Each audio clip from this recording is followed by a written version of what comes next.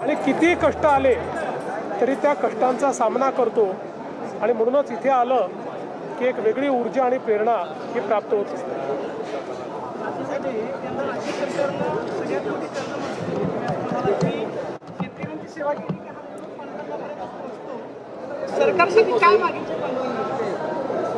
सरकारसाठी काही मागण्याची आवश्यकता नाही. मला असं वाटतं की पांडुरंगांना आपल्या मनातलं कळतं.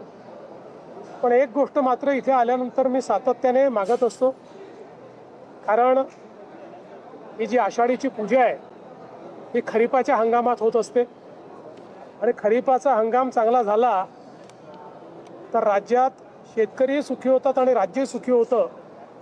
आणि म्हणून मी सातत्याने हीच मागणी पांडुरंगांना करतो की राज्यामध्ये चांगला पाऊस व्हावा आणि शेतकऱ्यांना दिलासा मिळावा, शेती चांगली पिकावी आणि शेतकऱ्यांच्या जीवनामध्ये त्या ठिकाणी आनंद यावा अशी मागणी असते. सोबत पांडुरंगांना हाही आशीर्वाद मागितला आहे की देशाचे प्रधानमंत्री माननीय नरेंद्र मोदीजी यांनी आमच्या देशाच्या तरुणाईकरता एक नवीन अध्याय सुरू केलेला आहे आणि या तरुणाईला दिशा देण्याकरता, त्यांच्या आशा आकांक्षा पूर्ण करण्याकरता मोदीजी हा जो नवीन अध्याय लिहित आहेत त्यातही त्यांना आशीर्वाद पांडुरंगाने द्यावा अशा प्रकारची त्यांच्या चरणी प्रार्थना आहे. 2.5 वर्षामध्ये याचं काम कधी सुरू होईल? आपला प्रयत्न असा आहे की यावर्षीच काम सुरू झालं पाहिजे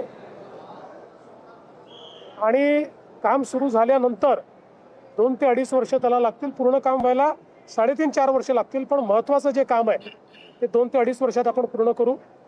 आता पुढच्या काळामध्ये जवळपास सगळ्यांची आमची चर्चा झाली आहे. 80-90% लोक जे आहेत त्यांच्या शंका दूर झाल्या आहेत. 10-20% लोक आहेत त्यांना अजूनही शंका आहेत, त्याही आम्ही दूर करू. आपल्याला सगळ्यांना सोबत घेऊनच हे करायचं आहे.